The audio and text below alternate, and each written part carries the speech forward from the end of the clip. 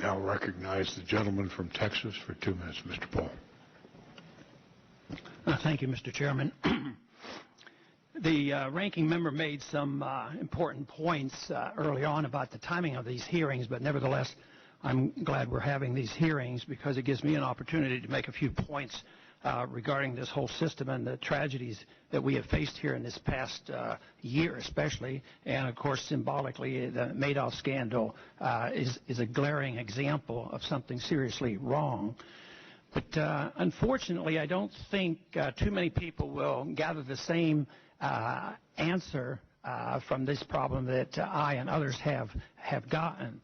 And that is, for a good many years now, since the 1930s, every time a problem like this comes up, like in the Depression, we think that it's a lack of regulation. So we introduce regulatory agencies like the SEC. And like after Enron, that was a major problem. So we appropriate more money and hire more people. It doesn't do any good. But this circumstance, I think, really makes my point that the approach is completely wrong, that the regulatory agencies of preempting people from doing bad things just doesn't work. There are millions and millions and millions of transactions. You can't do it. All they do is give a false sense of security.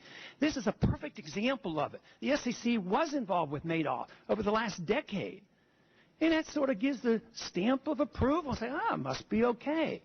So everybody's guard is let down. This creates the moral hazard that allows people to make these mistakes and not to assume responsibility for themselves. Does that mean that we should ignore the problem? No.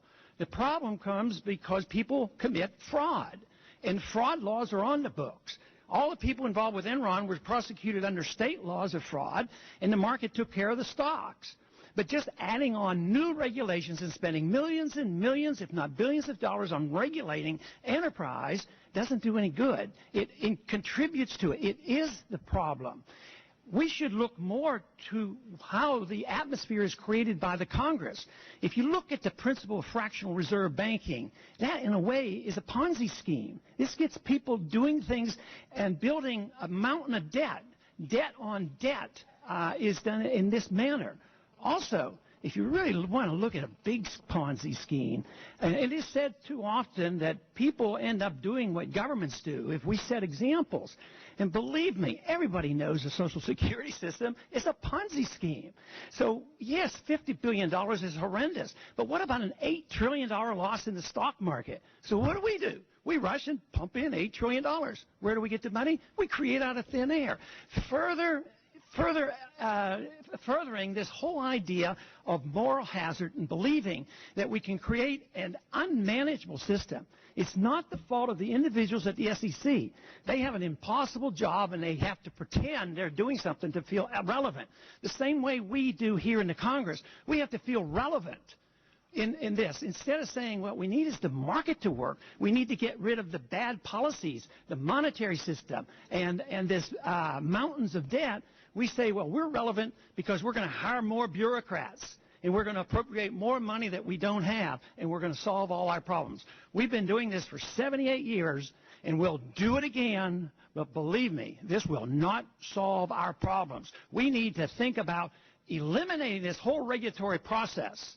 And actually, we don't need the SEC at all. And we could thrive even better, and we would dwell on self-reliance, self-policing, and the idea that people can't commit fraud, but the government should not commit fraud either. We should not set an example. I yield back.